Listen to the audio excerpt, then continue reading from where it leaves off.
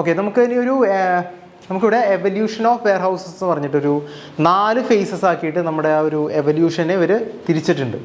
Okay, അതിൽ face 1, അതായത് wear house management 1.0 എന്ന് പറയും. അത് നമ്മുടെ 20th സെഞ്ച്വറിക്ക് മുമ്പുള്ളൊരു കാലഘട്ടം.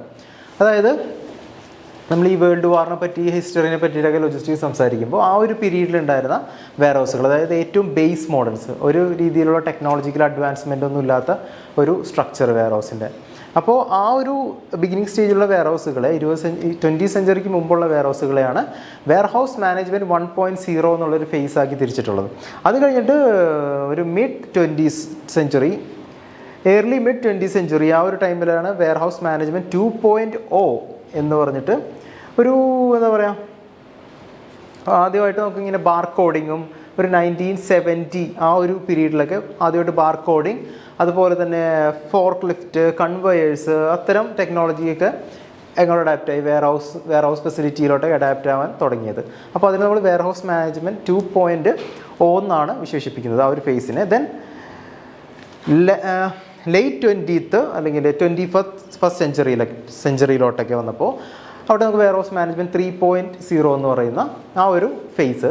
ഇവിടെ നമുക്ക് കുറച്ചുകൂടി അഡ്വാൻസ്ഡ് ആയിട്ടുള്ള രീതിയിൽ നമുക്കിപ്പോൾ പറയുന്ന പോലെ warehouse management system WMS, അതുപോലെ തന്നെ ERP, എൻ്റർപ്രൈസ് റിസോഴ്സ് പ്ലാനിങ്, ഇത്തരം ടെക്നോളജിയുടെയൊക്കെ ആ ഒരു കടന്നുകയറ്റമൊക്കെ ഉണ്ടായപ്പോഴാണ് ഈ ഒരു പീരീഡിലാണ് ഈ 25th സെഞ്ച്വറിയിലോട്ടൊക്കെ, ഏർലി 25th സെഞ്ച്വറിയിലോട്ടൊക്കെ.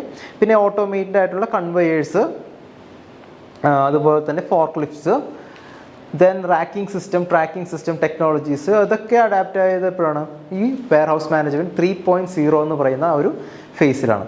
ദെൻ പിന്നെ ഇപ്പോൾ പ്രസൻ്റ്ലി നമുക്ക് വരുന്ന ഫേസാണ് വെയർ ഹൗസ് മാനേജ്മെൻറ്റ് 4.0. നമ്മളിന്ന് ഈ പറയുന്ന IoT, AI, മെഷീൻ ലേണിംഗ്, ഇത്തരം അഡ്വാൻസ്ഡ് ആയിട്ടുള്ള രീതിയിലുള്ള കാര്യങ്ങൾ, അതുപോലെ തന്നെ ഈ ഇ-കൊമേഴ്സ് പ്ലാറ്റ്ഫോമുകൾ ഹാൻഡിൽ ചെയ്യുന്ന ഓട്ടോമേറ്റഡ് ആയിട്ടുള്ള റോബോട്ടിക്സ് അല്ലെങ്കിൽ അത്തരം ടെക്നിക്കലി അഡ്വാൻസ്ഡ് ആയിട്ടുള്ള കാര്യങ്ങളൊക്കെ നമുക്ക് ഈ ഒരു ഫേസ് 4.0 എന്ന് പറയുന്ന വെയർ ഹൗസിൻ്റെ ഫേസിലാണ് വരുന്നത്.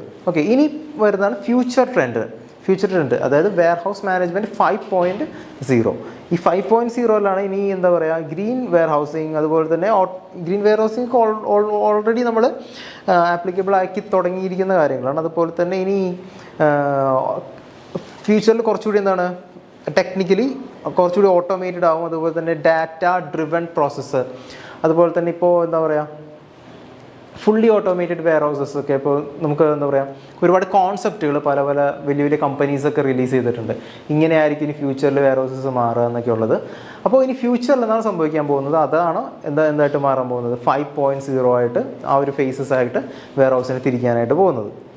ഓക്കെ, അപ്പോൾ നമ്മൾ എന്താ പറയുക, എപ്പോഴും പറയുന്ന പോലെ ഇത്തരം ഓൺലൈൻ വീഡിയോസിനേക്കാളും കൂടുതൽ കാര്യങ്ങൾ നിങ്ങൾക്ക് ഡിസ്കസ് ചെയ്യാൻ ഇപ്പോൾ ഒരു ലൈവ് ക്ലാസ്സിൽ നമുക്ക് കൂടുതൽ കാര്യം ഡിസ്കസ് ചെയ്യാൻ പറ്റും. അഡ്വാൻസ്ഡ് ആയിട്ടുള്ള രീതിയിൽ നിങ്ങൾക്ക് ലൈവ് ക്ലാസ്സസ് അറ്റൻഡ് ചെയ്താലോ അല്ലെങ്കിൽ നമ്മൾക്ക് ഡയറക്റ്റ് കോൺടാക്ട് ചെയ്താലോ അതിൽ നിന്ന് ഐഡിയാസ്, ഇൻഫർമേഷൻസ് നമുക്ക് ഷെയർ ചെയ്യാൻ പറ്റുന്നതാണ്. അതുപോലെ തന്നെ നിങ്ങൾക്ക് എന്തെങ്കിലും ഡൗട്ടോ കാര്യങ്ങളോ ഉണ്ടെങ്കിൽ ഒരിക്കലും ഞങ്ങളെ വിളിക്കാനോ അല്ലെങ്കിൽ നമ്മൾ മെസ്സേജ് ത്രൂ കോൺടാക്ട് ചെയ്യാനോ മടിക്കരുത്. നിങ്ങളുടെ വിലയേറിയ അഭിപ്രായങ്ങൾ നമുക്ക് വളരെയധികം സപ്പോർട്ടീവായിരിക്കും. അപ്പോൾ അതുപോലെ തന്നെ അങ്ങോട്ടും ഇങ്ങോട്ടും കോർപ്പറേറ്റ് ചെയ്ത് നമുക്ക് എന്ത് ചെയ്യാം, ഇത്തരം നോളജുകൾ ഷെയർ ചെയ്യാവുന്നതാണ്. Okay, thank you.